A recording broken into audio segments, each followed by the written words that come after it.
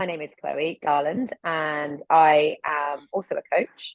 And I run a company called Quarter Life, which I've been running since I was in my early 20s. And basically, it's a coaching company that's mostly geared towards coaching people in their 20s and 30s, a lot around career change and a lot around well-being and stress. And I also work with companies as well, which is just kind of bringing coaching and thing into organizations. And I think it's like the best. We're lucky. It's the best career. I'm obviously totally biased, but I think it's the best career in the world because our job is literally to have interesting conversations all day. And I'm now able to live in Barcelona, and I'm able to do that remotely. And yeah, I'm just like blessed to be able to do something that I love so much. How did we first, like, can you remember how you first came into my orbit? We met, I think we just had like a brief 30-minute conversation. And I think you said at the end, you were like, I'd love to coach you. And so I was like, wow, fantastic. Because I'd love to be coached by you. And I think we had a hour and a half session just as like, just to sort of see how it is. And I remember it like as yesterday. I remember where I was even. I was in my parents' house. It was over lockdown. It was a very difficult time for me. And that was the first session where you basically immediately recognize that I spent my entire life living from my head. And it was just so much of what I suppose that I've been waiting for somebody to say and had maybe taken other people kind of years to say, and you just got it in like 30 minutes. And I was like, yeah, okay, this is somebody I need to work with. And so we did. That's awesome. What was it? Was it a hard journey for you to sign up? Was that difficult? It was because we didn't really know each other that well. Like we met each other. I felt like we knew each other, but we didn't really. And all coaching is an investment financially, emotionally, and it was an investment. And I remember even after signing up, like having a wobble, being like, what the hell have I done? What the hell have I got myself into? But from the conversation that we had, because I was speaking to lots of other coaches as well, I was speaking to like business coaches and all these kind of things. But from the conversation we had, the way that had made me feel and the impact that had on me, like every time I sort of started to worry or doubt, I would just go back to the conversation that we had. And I was like, well, you can't really argue against that. And against the insights that you had helped me see in 90 minutes. Because you go in, you see it, and one of your superpowers is your ability to smell bullshit. I'm not sure if I'm allowed to say bad words, I but think you said that. okay, it's your ability to smell bullshit and not let it slide. And I can see it even on your face when you know that I'm bullshitting me. And that is exactly what I needed. And I needed and need at least one person in my life who can tell me when I'm bullshitting myself. And you were and will be that person, and have been that person for me in really difficult moments that have like led to big changes of life, because you told me things that I probably didn't want to hear and probably got a bit annoyed at. But then after a few days, I'm like, oh shit, he was right. That's amazing to hear that. What would you say to someone like that moment of commitment, that doubt Mm, of is this going to work? Is it working? Will it work? Like as in like the fear of it working as well. yeah, true. You obviously have more experience having been a coach, having been on the other side of that. What would you say to someone who's in that phase where you're like, I know what this could do for me, but there's not the right time, or or I'm not sure. Like, what would you say to someone who's in that place? Often inaction, or often even making the wrong choice, is worse than not making a choice at all. And often when you come to coaching, it's because there's something needs to change. And this has been the total catalyst for change in pretty much every single pillar of my life. I moved countries. My work has transformed. Like relationships have changed. Um, and so I am so proud of like that person that day was basically just like, great, I'm just going to do it.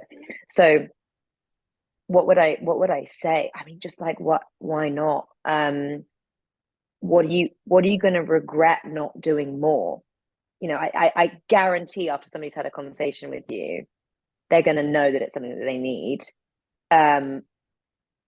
And maybe try and do mental gymnastics to kind of get themselves out. Oh, maybe I don't need it. Maybe I can do.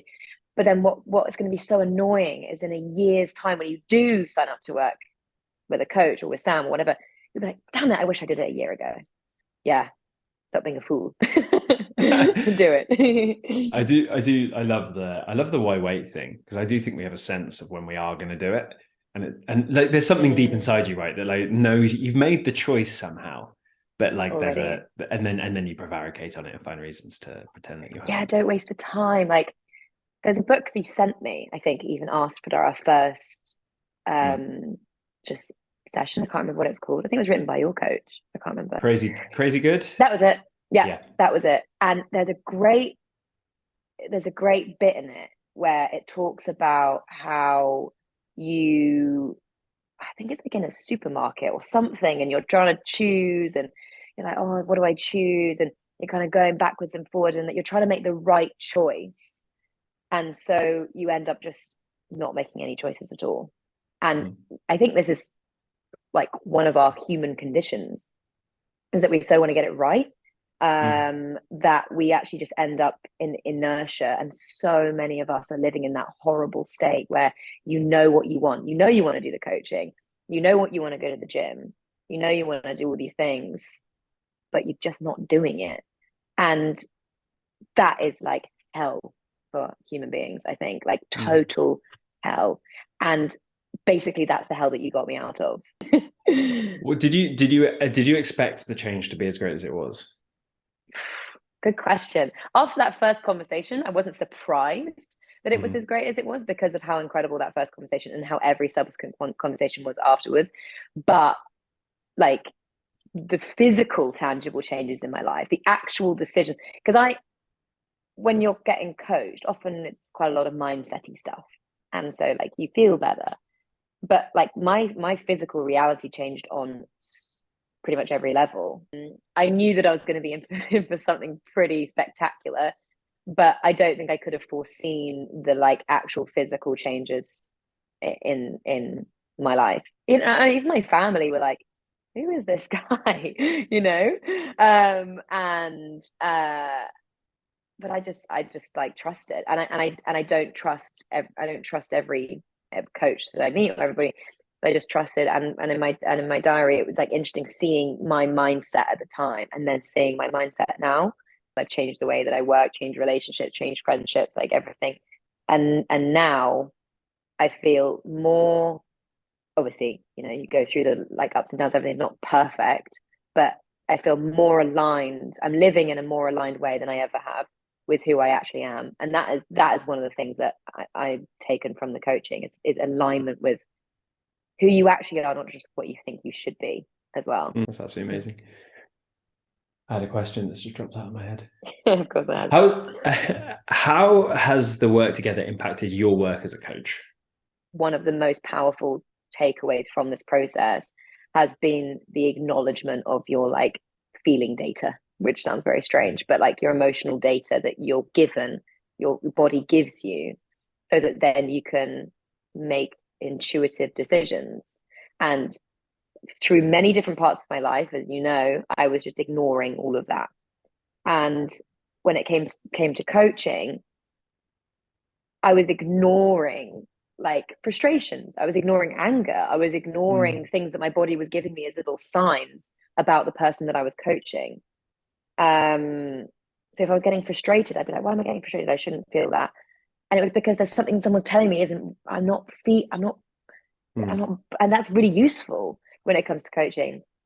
I just, how I coach has been the thing that's changed most. And therefore, when you're coaching in the best capacity, you get referred more and you start to become more in demand. You get like most of my recommendations become word of mouth recommendations, and you start to have a deeper impact with your clients. So, and then it rolls into the external stuff. So we went from the inside out rather than the outside in. It's really awesome for me. As I'm sure you know, I have like 1,000 of these concepts alive in my head at any one time. It's sometimes so wonderful for me to have them played back because I forget them. Like, and as much as I embody them, like there's so many of them. So it's a real joy for me to actually like hear when you're going through your sessions before we start speaking. Like it's such a gift to me to hear those back. It's a really wonderful thing. Yeah. And that's one of the things that makes you a great coach, is that it's the embodiment thing. And that's what Louise said, you know, when she first referred me to you, she was like, yeah, Sam really practices what he preaches. So it's so inspiring because you're not faking it. It's not just like, I'm going to pretend to have all of my shit together. And because sometimes you're just like, I'm not having a good day and I'm really tired today. And I loved that because it made me feel, it gave me permission to not have a good day. And it just, there's like a level of integrity and authenticity that I don't think you get very much in our society and in coaching. It's, you know, you and breaking the coaching rules as well. I love that because it's just real. It just, the whole thing just felt a lot more real and connected than maybe just like a standard purist coaching experience. No matter what bizarre thing I came to talk to you about, of like niche thing, I just always felt, and this is something that's really important, I think, when you're looking for a coach, I always felt that you were next to me, but also one step ahead a little bit. In that, like, not like dragging me through it. It was just that you always knew, I mean, from where I'm sat, maybe it was very different for you. You always knew what to say. So I was like, how the hell does he? I've come with the most weird thing today, and I've been talking for an hour. Like, how is he? And you're just able to collect the information and then just ask like a very, very simple question, or just reflect something very, very simply. And the amount of times, I mean, you know, the amount of times in a session, I'll just be like, it you know, or like, you're right. And I think that's really important in that you're being challenged, and I felt challenged the entire way. That's awesome. That's so amazing. What's next for you? What's next is like not worrying so much about what's next, which is something that's been a shift. I feel like I'm looking more short term, which has been so liberating. A decision that I probably might have to make at some point is like, where do I want to be? And before, it was like, well, where it's the responsibility of the location to bring me happiness, or it's the responsibility of the person to bring me happiness. Whereas now I'm like, it doesn't really matter where I go or who I'm around. I mean, obviously to an extent, it's me that is responsible for my own happiness, and I will make decisions into the right decision. And like the thing, I've said this to you before, but like the semantics of decision making is so interesting. Like the work that I want to do, connecting back with things that I used to do as a kid, like horse riding. I think we spoke about a lot, and now I'm doing that loads. So yeah, just joyful things. It's amazing. Was it worth the investment? Obviously. Silly question. I mean, my life has changed immeasurably. And there is, if I would go back, I would pay more. And I know that seems like a sort of a crazy, strange thing to say, just because if you actually, for me, if you'd actually sort of put the finance next to what's actually happened, like you would give all of your savings for that. You would give so much for what has changed physically. You know, the question that literally changed my life and you'll remember exactly at what moment this was, is when you were like, what's going to break the cycle? I do And remember that. Yeah. that question, like, kamikaze my life in a great way. What's going to break the cycle? And I think about that all the time. If I get myself into a bit of a rut, I just hear you being like, what's going to break the cycle though? And I guess that's sort of the theme throughout, is cycle breaking, creating new ones that are actually more in aligned with who you are at like a deeper inner level. That's incredible. I remember sending that. It was like, it was the In a day, voice note. the day before I went on paternity, I think. It was like the last That's thing I right. said to you before my child arrived. Yeah. And then you dropped the mic. It was like Yeah, I'm out. dropped. Sin of it. How dare you? Yeah, literally like offline. Oh, great. Yeah. But like it was genius, it was so smart, because then we didn't really speak because you were on paternity leave. And I wanted to like, there were so many things I wanted to say to you during that time, but it was like it was the last thing that you said, and then it was ringing in my ears. What's so interesting about that is you had to break the cycle. That's like why the Yeah. paternity was such a gift. It's such an interesting thing. I remember sending it, and I remember sending it and going like, this may be too far. Like I remember thinking that. Really? Yeah, I remember being like, this may be too far. I'm about to go. This is a big thing. But I was like, 5 weeks off. This is perfect. Because breaking the cycle could I could interpret that in so many different ways. That was the point. Yeah. And and so it's not like you weren't telling me what you thought I should do. It's just like you're just, and I think also that was one of your kind of truth bomb moments, when you were like, feel like we're talking about the same thing over and over again. So although they were kind of like hard truths, it wasn't, they're not different. Well, no, I'm not going to say they're not difficult to swallow, but they are like manageable to swallow. Amazing. I also I want to take a second to speak to you as the client, though. Oh, Like the way in which you heard them, the way in which you choose to act on them. Like I don't want to lose the incredible, like you were incredible to coach, because the appetite for those and the willingness to hear them. Like ultimately, us as coaches can't do anything. Like there's no action. Like I can't change your life. You were on your own. That was kind of the point. Yeah, it's like training wheels. Yeah. So speak, what an absolute incredible client you are to work with. Yeah. Well, thank you. And one thing I've learned is to, when getting a nice compliment, to say thank you rather than hide. Yeah, exactly. What's the last thing you'd love to say? Like the reason I'm filming this is to share with people who probably are mostly on that fence, the gap, that something's happened in a conversation and they're wondering what to do. Like, what would you say? I just don't think we have time. Like, I don't think we have time to mess around.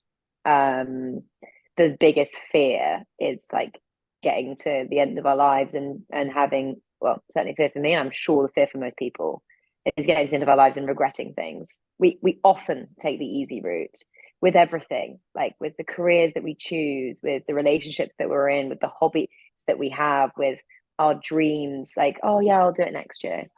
Oh, I'll do that next year. No, it's not quite right, but that's just where I'm at.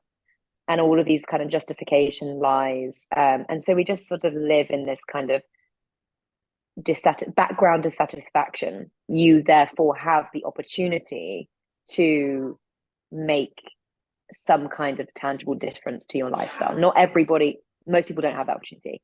It's very hard to make all of those changes alone, because there's so much psychologically, physical barriers, all that kind of thing. Handing someone over your trust financially, like the money is accountability as well, and it's a declaration to yourself, for yourself, that this is a change that I'm going to make. I have paid this money, so I have got to do these things. Otherwise, what is the point? And that is really powerful. It's why we go to the gym and have to get PT, because we can all get fit by ourselves, but we don't, because we need somebody there. And when it's big life changes, you need a bigger investment, because otherwise you're going to have more reasons why not to do something. Yeah. And so I think that's what I would say, is just that you don't have time. Like, the time is to do it like now, otherwise you're going to be looking back a year from here and be like, oh, I wonder if I could have made that big change. Which I know is possible when because of our work together. Well, thanks so much, Chloe. What an You're absolute joy most that was. welcome. That was so fun. Let's do it again. Let's definitely do it again.